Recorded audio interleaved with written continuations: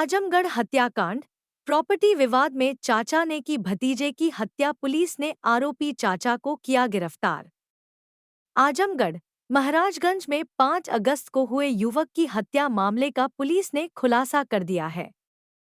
Police ने मृतक के चाचा को गिरफ्तार किया है, जो संपत्ति विवाद के चलते हत्या करने का आरोपी है।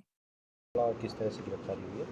देखिए, थाना महाराजगंज में 5 तारीख को एक सूचना मिली थी कि शाम में एक जो लड़का है प्रशांत मिश्रा नाम का, करीब 20 वर्ष के आसपास उसकी उम्र है, वो अपने दादा के घर से अपने घर पे निकला था और उसके बाद में फिर रास्ते में गायब हो गया। इसकी तत्काल जो थाना प्रभारी के द्वारा घटनास्थल का निरीक्षण किया गया और इसमें गुमशुदगी दर्ज की गई।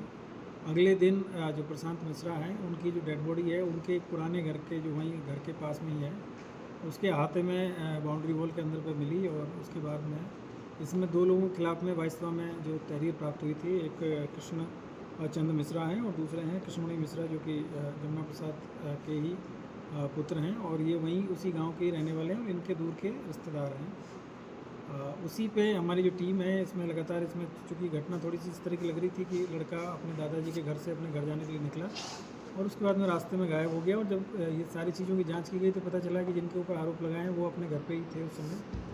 तो थोड़ा सा इसमें संदेह हो रहा था कि घटना में हो सकता है कोई और लोग भी शामिल हो। हम लोगों ने इसमें जो भी विधिक प्रक्रिया है उसको अपनाते हुए पहले इसको मुकदमा पंजीकृत किया गया। उसके बाद में इसमें टीमें गठित की गई।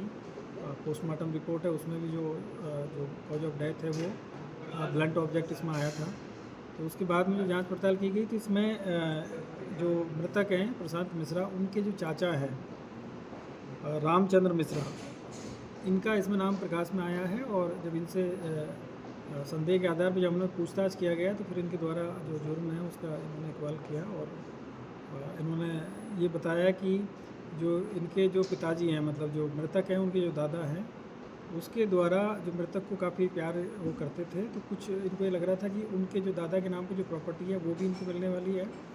और पहले भी जो दादाजी ने, इनके जो माँ हैं, जो मृतक की माँ है, उसको कुछ ज़मीन, अपने छोटे भाई की जो ज़मीन थी, जो कि पहले इनका कोई पैसे का लेन देन था, तो उसमें इसकी माता के नाम पे ज़मीन करा दी थी।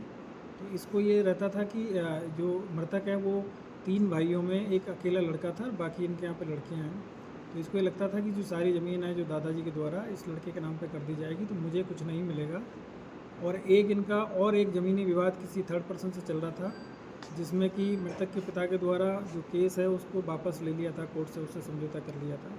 और इसको ये संदेह था कि उस जो इन्होंने जो कम्प्रोमाइज़ किया है उसमें भी इन्होंने पैसा लिया है करीब 10 लाख रुपए, जिसमें से भी इसको हिस्सा नहीं मिला। तो इन्हीं सब चीज़ों के दिमाग में इसमें चल रही थी। इसी के उसमें इसने, जैसे ही जो मृतक है जो अपने दादा के घर से निकला है, तो ये पीछे पीछे आया और उसको बहका के और जो पुराना इनका घर था वहाँ पे ले गया और वहाँ ले जाके इससे सारी चीज़ों के बारे में जानकारी करना चाहा। जब लड़के ने बताने से मना किया तो फिर इसने उसको पीटा और पीटने के बाद में उसने भी प्रतिरोध किया। तो उसी दौरान फिर इसने वहीं से जो ईंटा जो पड़ी हुई थी उसको निकाल के और उसके ऊपर प्रहार किया और उसके चेहरे पे, उसके सिर पे कई प्रहार किए और उसी पे वो वहीं पे फिर वो बेहोश होकर गिर गया और फिर उसकी डेथ हो गई। और उसके बाद में ये वहाँ से जाके अपना कपड़ा वपड़ा सब ठीक किया और उसके बाद में इसने भी एक एलिबाई क्रिएट करने का प्रयास किया कि मुझे भी कोई आदमी आया था जो पीछे से मार के भाग गया, मैं उसको पहचान नहीं पाया हूँ। तो इस पर पहले संदेह नहीं किया घर वालों ने, लेकिन बाद में हम लोगों ने पूछताछ किया गया तो इसने अपनी सारी चीज़ें एक्सेप्ट की है और इस लोग को आज गिरफ्तार करके जेल भेजा जा रहा है और इसके खिलाफ विधिक कार्रवाई इसमें की। मोटो सिर्फ प्रॉपर्टी था सर? प्रॉपर्टी और एक ज्वेलर्सी जो होती है परिवार में, क्योंकि इनके 2 लड़कियां हैं और जो भाई है उनके लड़का था, तो ये एक भी ज्वेलर्सी थी।